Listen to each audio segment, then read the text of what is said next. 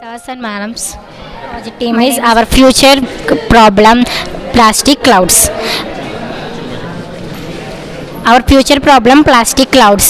In the discriminate use of plastic clouds to have any problem to ఇది మనము నిత్యావసర వస్తువులుగా వాడడం ప్లాస్టిక్ మన చాలా ప్రకృతికి పెను ప్రభావం చూపుతుంది. ఇది మన జీవితం ప్లాస్టిక్తో చాలా ముడిపడి ఉంది. ప్లాస్టిక్ లేకపోతే మనం లేనట్టు జీవిస్తున్నాం. కానీ ప్లాస్టిక్స్ వల్ల చాలా చాలా దుష్ఫలితాలు ఉన్నాయి. ఈ ప్లాస్టిక్ ఏంటంటే ఇప్పుడు ఈ ప్లాస్టిక్ ఎత్తు అంటే తక్కువ ఎత్తులో ఉన్న మేఘాలపై మైక్రో ప్లాస్టిక్స్ అనేవి ఉంటాయి.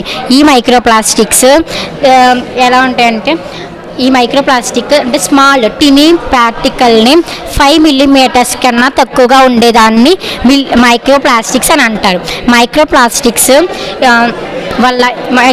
దేని నుంచి వెలువడతాయి అంటే ఫ్యాక్టరీలో ఉన్న వేస్టేజ్ నుంచి, అలాగే electronic wastages, manufacturing wastages and domestic uses like wrappers, soap wrappers, shampoo wrappers, that's it. And ఇవి ఎలా వెలువడతాయంటే దాని తర్వాత వీటి వల్ల వచ్చే ప్రమాదాలు ఏమిటంటే heart, lung cancer, respiratory system and తర్వాత ఆస్తమా అటాక్. దాని తర్వాత ఈ మైక్రో ప్లాస్టిక్స్ సాయిల్లో కానీ వాటర్లో కానీ కలిస్తే అవి కూడా పొల్యూట్ అయిపోతున్నాయి. ఈ మైక్రో ప్లాస్టిక్స్ వలన చాలా ప్రమాదాలు అనేవి ఉంటుంది. ఈ మైక్రో ప్లాస్టిక్స్ దేంట్లో ఉంటాయంటే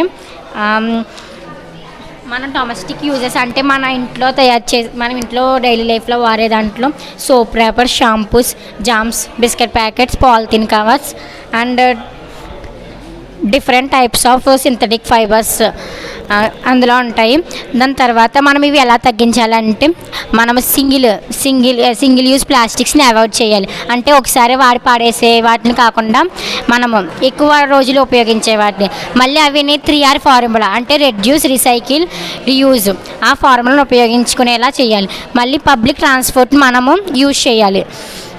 దానివల్ల మనకు ఎయిర్ పొల్యూషన్ అనేది తగ్గుతుంది. Thank you for giving great opportunity. Thank you.